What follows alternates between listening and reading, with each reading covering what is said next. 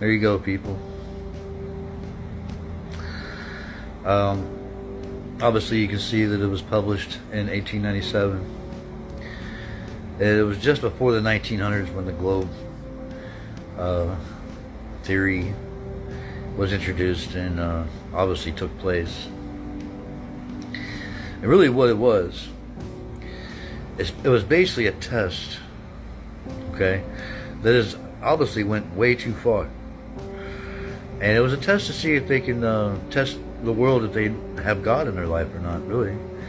Because that's really what it comes down to. Because we stirred away from reading the Bible to our kids as they were growing up. Make sure they know who Moses is, and Abraham, David, all the prophets, Christ. The whole story, everything. See, if you actually knew the Bible and you had that relationship with your parents, not only does it develop a spiritual relationship with God being present, but when you take that away, these are the side effects. You don't get to know what God said about the truth of His creation. So therefore you believe what everybody else is telling you because you just don't know. And I think that's where we need to go back and realize the mistakes of where this can lead to. If you don't know God or have God, you'll start to say, well, I don't even believe in God and all that, because you didn't have that relationship when you was a child. See, if you had that relationship as a child about God, then you wouldn't even think that. You would not be able to be fooled. You'd be like, no, anything that doesn't go with God, just get it out of my face. I don't want nothing to do with it. You know? And you wouldn't be able to be tricked and God taken away from you. See, a lot of people, you don't even have to take God away from you today. You're more encouraging people to find God when you should have had Him from the very time when you was a kid. That should have been the first thing your parents should have been sharing with you. But through generations, the whole globe, the whole everything that's been going on has been taking people away from the Bible. I could ask anybody right now, you know, everybody knows the common prophets, Moses, and, you know, but what about the ones that you don't even hear about, really? You know, but I could ask anybody right now, who's Abraham and what did he do? And I guarantee you, people's going to be like, well, didn't he circumcise everybody? I mean, everybody will know that much about him. And it's just like, it's terrible. Because when you don't know your history, what's the rule? You're destined to repeat the same mistakes. And that's why God made those examples, so that we can grow and learn from the experiences that He shared with them. And you won't go thinking there's an invisible man in the sky watching you. I mean, this is crazy that people don't even know God. And don't even know His creation, and don't even know where we're at. You got all these instruments, got everything going on that teaches you all that this is not a flat earth. No, there's a globe going through this endless space, 666,000 miles per hour and all this other crazy stuff. The end result is because we didn't start and continue to have that tradition with sharing God and the experiences that God shared with everybody that's in the Bible did not live on through us. Therefore we were lost, just like sheep, just like the Lord said we would be. Okay? And you ain't got to go to church to find God. As a matter of fact, that's the only time that our Lord actually got mad and upset. Went in there with a whip, destroyed tables and knocked everything over and said, how dare you do this in my Father's house? So no, don't think you need to go to church to find God. You need to go to your heart. And He loves it when somebody finally says, you know, something's missing in my life. So obviously I didn't have the right direction in my life. And I pray that you direct me and lead me to find your relationship that's been waiting. And you'll be amazed at how He comes right into your life. And I know a lot of people are like, I don't believe in that. I don't believe in some invisible person up there and all that. Well, I'm glad you don't, because there's no invisible person up there. There's an invisible God. Okay? He's everything and nothing at the same time. He's the ground we walk on, the air we breathe, everything. So it comes down to education. Because if you had this education from a child, you would not be deceived. You would know the truth of God and His creation. That's the message I wanted to send to everybody. I hope you have a good day today. And hope you have a chance to let God come in your life. Because He is amazing. Okay? Just give Him a chance. In Yeshua's name, amen. 3-mile shot with a Nikon P1000. Then there's going to be a 5-mile shot, then a 10-mile shot. Watch this. Check this out. Now, what I want to know is, how are we even seeing this boat in the first place? Because from the shoreline, you can't even see it. I could zoom into a flea on these little daggone birds' back if I wanted to, but I didn't want to. Now, watch this second one right here. This one right here is even further out, probably about 6 miles if my calculations are correct. Anyways, look, you can still see water behind it. Okay, how are we still even seeing this is what I want to know. Really and truly, man, look at these details. Hold on, I can zoom in on the guy's tattoo on his arm if I wanted to, but I don't. Maybe I do, hold on. Homie's right here. Then we got one more. This last one I'm going to show y'all is, it draws certain questions that certain people don't want the answers to, but certain people are going to get them regardless. Whoa, holy moly. Look at that. So look, you can't even see it, man. Last one. Here we go. Hold on. Here we go. Here we go. Here we go. Look at that. Why is the moon upside down in New Zealand? Well, we're in New Zealand. Here's New Zealand right here. The moon's on the equator. It's 6. Now let's go to Russia. Well, now we're in Russia, and we're looking at the moon, and it's an upside down 6. Wait, is that an upside down 6 or a 9? I don't know. Well, I know that you're so brainwashed and so delusional that probably couldn't explain it for you. So let me break it down more simpler terms for you that a first grader could figure out. So now we're in Russia. The moon, right? This is the moon. It goes between the tropics, Capricorn and Cancer, 5 degrees past Capricorn, 5 degrees north of Cancer. So if you're in the south of New Zealand, you're always going to be looking north to the moon, 100% of the time. So when you're in the south looking north, we're looking at a 6, since the moon has a just goes like this, doop doop doop.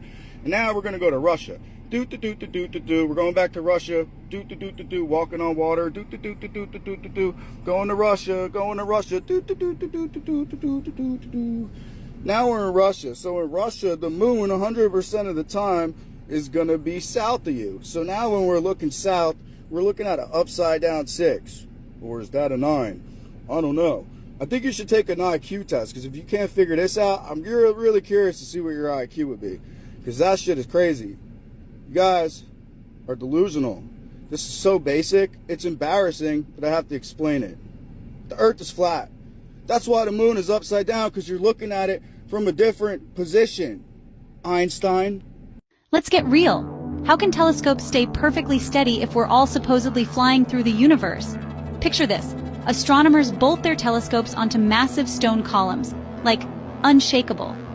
But if Earth is zooming at 19 miles a second, spinning, tilting, hurtling, wouldn't even the slightest shake ruin their view? And yet, every night you can look at the North Star from your same window, year after year. No drift, no wobble. Can you imagine this nonsense spinning at this mile an hour? Yeah? And you trying to lay bricks. So in 2017, I went to this planetarium with my son and my husband at the time. And we sat in this dark room. It was just the three of us. And we all stood at the ceiling where they showed Earth zooming out from Lafayette, Louisiana, where I live, to like the galaxies in the cosmos and all the space stuff. And I remember feeling so scared coming out of there, and my husband couldn't understand why, but I was like, I just feel so unprotected, you know, like unprotected, if that makes sense. Like anything could hit us, anything. We're just so lost in this great galaxy of abyss that there is no way God can watch over the entire universe and us at the same time and be intimate with us. And my relationship with God, I've always, like I said, I've always been a Christian, but I just felt distant, if that makes sense. And especially after going to that planetarium. And it wasn't until 2023 where I discovered the firmament, and after watching the SpaceX videos and realizing there was something more to the earth than what I knew, because I saw water when the rocket hit the firmament. It like hit glass and then water shot out. And it led me to my Bible, like I said, because I didn't know what the firmament was, but people in the comment section started saying research it. So that's exactly what I did. And I had no idea that this would lead me down the flat earth rabbit hole. That's a rabbit hole I never wanted to go down. So I understand why people like just can't go down that rabbit hole, because it sounds so ridiculous. And also because people are really hateful towards people that believe in that. And they get made fun of and called stupid and like unintelligent and stuff. But, and I'm just being honest. I was like that as well. My sister came to me and told me to look down that rabbit hole years ago, and I like shut her down immediately. Like it was just something that was just comical almost. So I get like that. I get why my friends might think that I've just completely lost my mind. But I'm telling you, I didn't mean to go down the rabbit hole. I just ended up there. And I learned about the moon landing being fake. That's one veil you have to take off your eyes. Like, it's just, there is no way we went to the moon. And then I learned about Operation Fishbowl. Then I learned about Admiral Byrd. Then I learned about NASA. And NASA for me was just insane. How satanic that organization is and how much they lie to us. And it's even been brought to Congress. They had someone go to Congress and talk about just how fake NASA is, and you can watch it on YouTube. But yeah, we send them $63 million a freaking day, y'all. And what does that money go to? Who knows? But I love paying taxes so I can support NASA.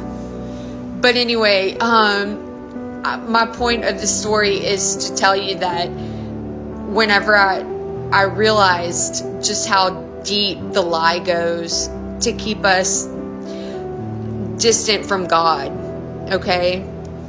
I really feel like we're told that we're on a globe spinning in space into this abyss with no direction. It's just total chaos, just to get us completely distant from God and make us feel like God's not real. I'm just a wholehearted believe that's just the design of this whole globe model. Because once I finally realized that that's just not true, that we're firm on a firm foundation and stationary and underneath a protected dome, and that space isn't what it seems or what we've been taught, and that feeling of feeling unprotected in that planetarium just made me cry, realizing that that's just not true, and that I've been protected this whole time by a loving Father who adores me, who just wanted me to come home to him.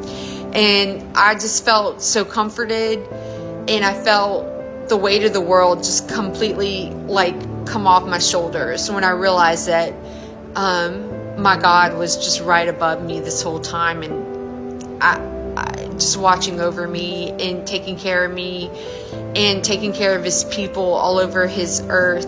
And it just broke my heart for people that may not understand that. So my point of this video is to tell you to just come back to the Creator, come back to the one who created us all, who created this flat earth and this flat stationary earth that isn't spinning, and just observe with your own eyes nature, if you will. My boyfriend is a pilot. I'm in the plane often. I'm telling you guys, there is no curvature. And if there was, a lot more would be going to it. Like planes would just have to dip every couple miles, you know? It makes no sense. It really makes sense to think that we're on a flat plane.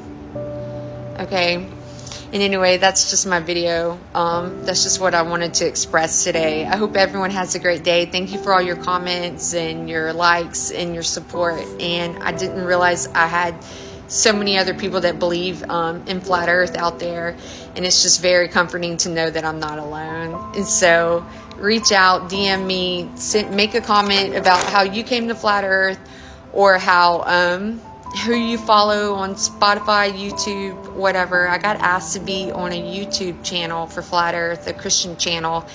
Super excited about that. I'm going to be doing that in 2 weeks. So, yeah, this has opened up some doors. So anyway, stay blessed out there. Love you guys.